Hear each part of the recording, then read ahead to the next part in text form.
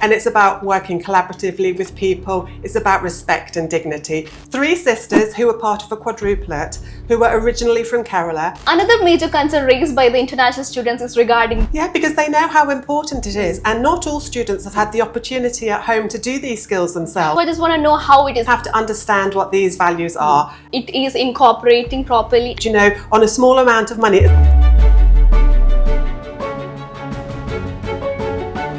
Welcome to Next Stop UK, the ultimate podcast of leveling up your study abroad journey in 2025.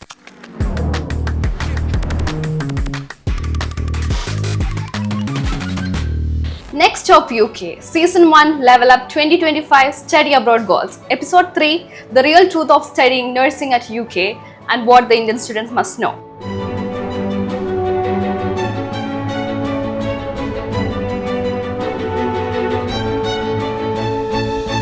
At AHZ, we couldn't be prouder of the role we play in connecting Indian students to the top UK universities and making their dream of studying abroad a reality. Today, we have got a special treat for you. We are joined by Dr. Sam Chenry Morris, who is the incredible Dean of School of Nursing, Midwifery and Public Health at the University of Suffolk.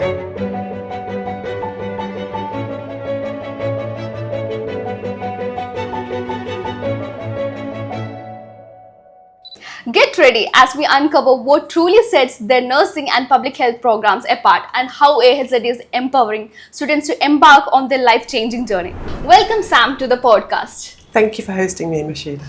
Actually, we do have so many interesting questions from the side of Indian students. I'm delighted to be here to answer them. Okay, so can you please provide an overview of nursing and public health programs in University of Suffolk and how the AHZ has been helping out with the same? Certainly. We have 3 nursing programs at the University of Suffolk: adult nursing, mental health nursing, and children's nursing. They are 3-year programs, and typically international students prefer the adult nursing course.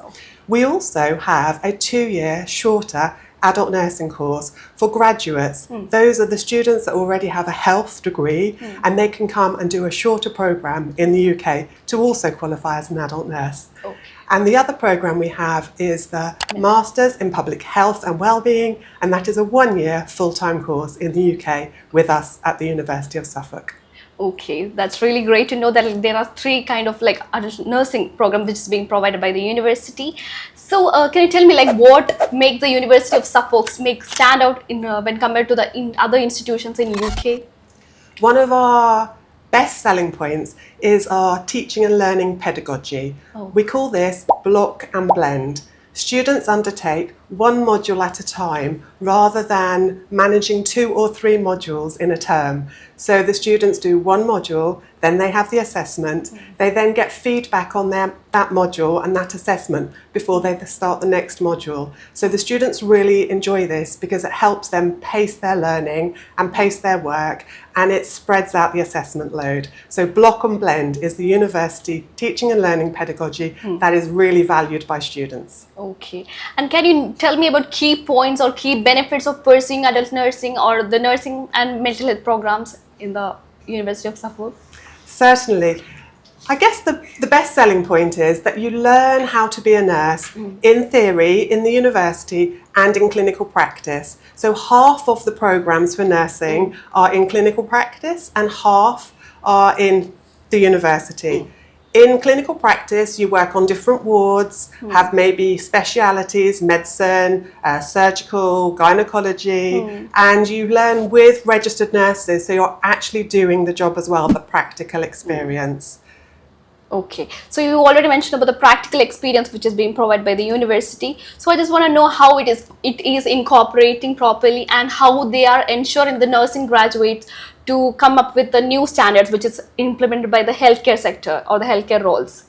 Really good question, Mashida. So the Nursing and Midwifery Council is the regulator for UK nursing programmes, and they stipulate what standards, they're called, every nurse needs to complete, what competencies, what skills in practice. These are attitudinal as well as knowledge and skills. And there's a practice assessment document along with the theoretical assessments, and every student needs to complete the practice assessment document for year 1, year 2 and year 3. And it gets incrementally more complex as the course goes along, or for the shortened course, there's just 2 years, obviously. So now we are moving on to the most curious questions which is put forward by the international students when they're planning of studying in UK. So for Indian students or the international students, you can call it out, when they're adjusting their life and education abroad is quite challenging. So what are the support specifically provided by the University of Suffolk addressing their cultural and academic transitions? Really good question again. We want to support the students to the UK to meet their pastoral needs and to their academic needs. Every student at the University of Suffolk will be assigned a personal academic tutor for the whole programme. This is one person who was on the course team who will support them with everything that they need to know about their studies, but also about their well-being as well. So there's one individual person that every student can go to. Along with that, there is a wellbeing service and student life service. So the university has other support mechanisms to ensure that there's a smooth transition to the university. And also a library services. Maybe that's critically writing, maybe that's writing in English as a second language. So much support that way. Additionally, we have a student union, and this is for the social aspect, whether it's sport or whether it's joining a society. It's lots of different clubs that are interesting for the students to join so that they can make new friends and really participate in English life as well as their course. Okay, that's really great actually for this helping of the students.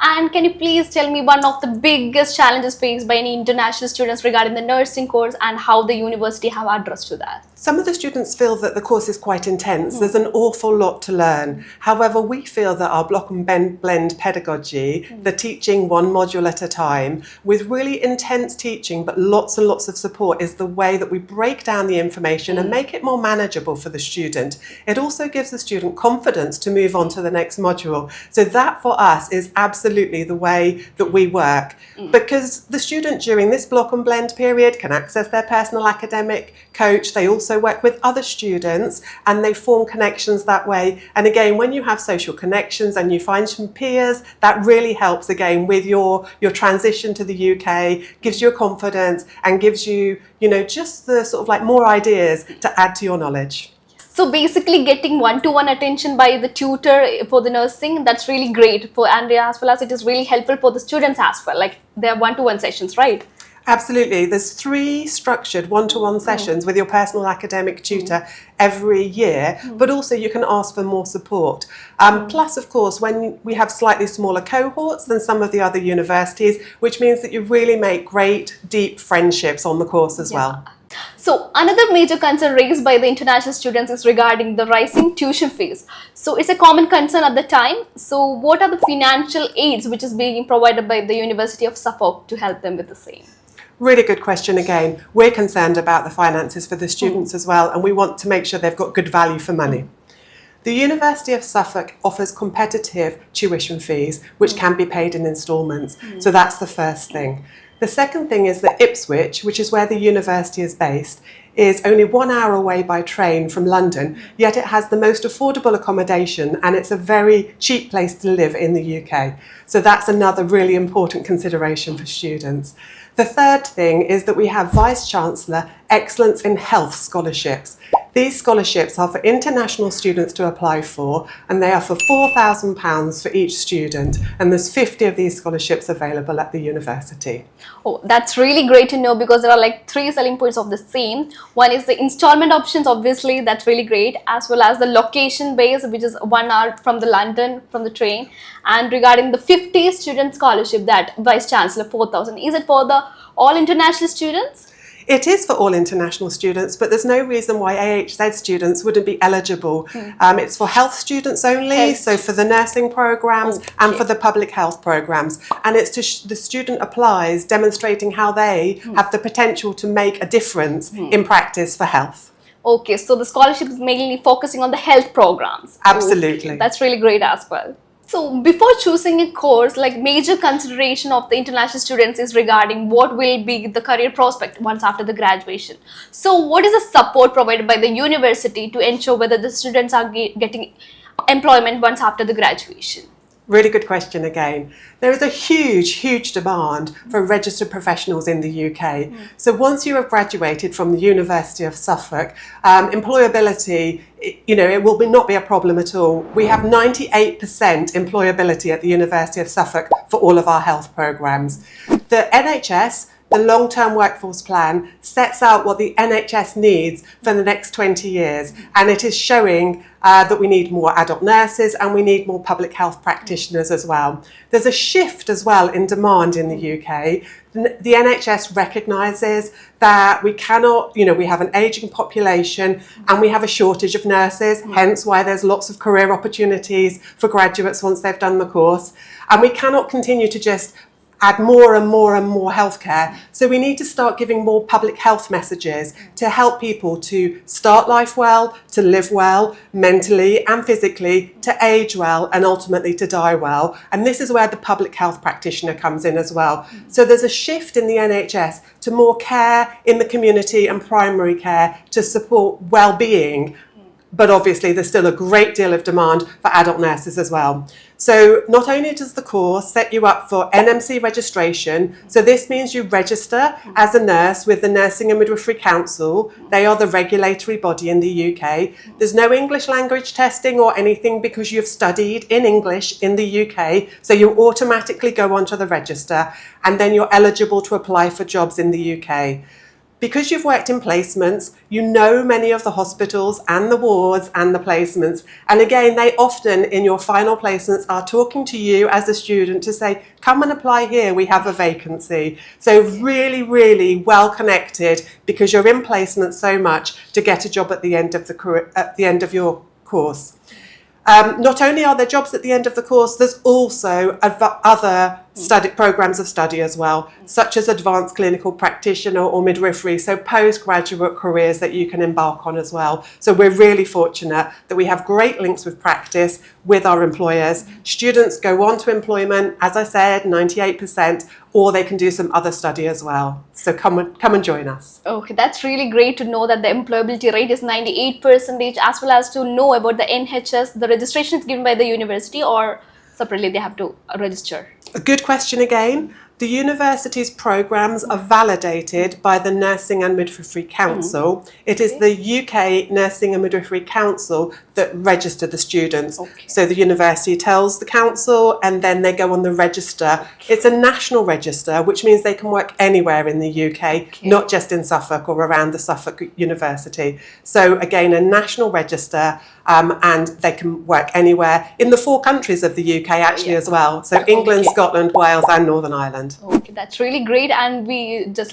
you have informed the same that in the shortage list of NHS, adult nursing is still prevailing there. Absolutely. Adult nursing is a really key skill that we do not have enough of in the UK, and the trusts will welcome international students, international registrants. They are very welcoming. They love diversity. Many of them have how many different countries they have on the wall to say how inclusive they are. So any Indian student would be welcomed in the NHS, that's guaranteed. So it would make the life of the international students much more easier.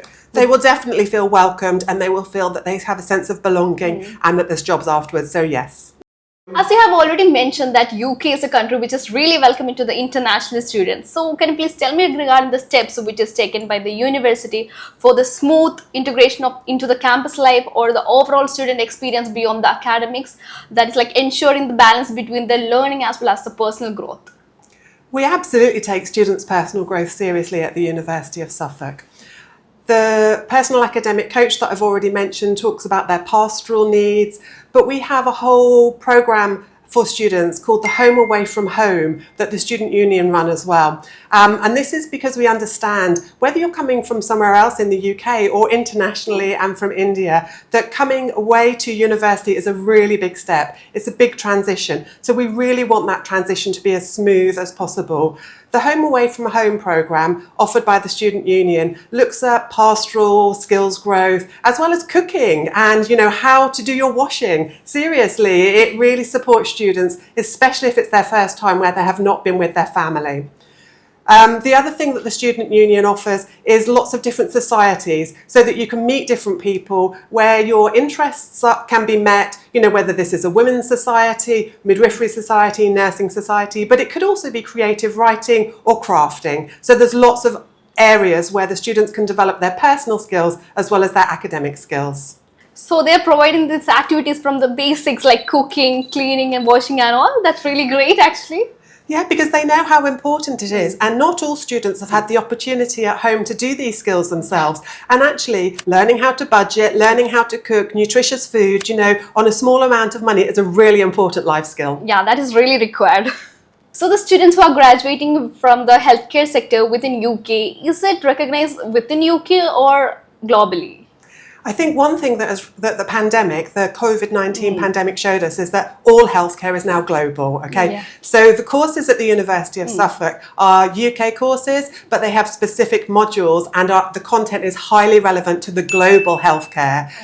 For instance, we look at the World Health Organization policies. We, the module leaders make sure that the content is updated, looking at trends in healthcare and trends globally to make sure students are well prepared for wherever they want to work when they've graduated. That's really great because it is getting updated by the changes which is happening globally and the innovations, everything. That's really good. And I think, as I said, with healthcare, what happens in one country nowadays actually is affecting other countries as well. And things like climate change affect us all. So the students learn about that. And actually climate change affects health, asthma and, drought and infections. So there are so many things that are applicable to global health as well as to UK national health. Can you please share a success story of an Indian student who graduated from University of Suffolk? I can do way better than that. I can share the success of 3 students. 3 students, that's really great. 3 sisters who were part of a quadruplet, who were originally from Kerala, came to the University of Suffolk to study adult nursing. All 3 graduated and they're now working in the UK at Papworth, which is a renowned hospital for heart surgery in Cambridge. Okay, that's really great. Actually, they got to work together even after the graduation. That's really great. Absolutely. All 3 students studied together and worked together in university, and now they're working together in practice as well. That's really great to hear. After hearing this, I think all the Indian students are interested to join the University of Suffolk as quick as possible. So what are the selection process? We're very keen to have the applications from India as well. There's an academic qualifications that the students have to complete, of course, but the part I want to explain to your students is that they have to be interviewed. The interview is based on NHS values, so the students have to understand what these values are, and it's about working collaboratively with people, it's about respect and dignity. So look at the NHS values because that will surely help you with your interview, and the interview is an important part of the selection process at the University of Suffolk. Okay, so may I know the entry requirement will be different for all the countries, right? Yes, and because we have the different courses, the undergraduate nursing course as well as the postgraduate nursing course and the public health and wellbeing, which is a master's, the entry requirements for each of those 3 courses are different. So if the students reach out to you at AEHZ, you can help them with those academic requirements. Yes, AHZ is there to help the students to clear up all their doubts. To all the students who are planning to study in UK, either reach out to AHZ directly or stay tuned to our podcast Next Stop UK.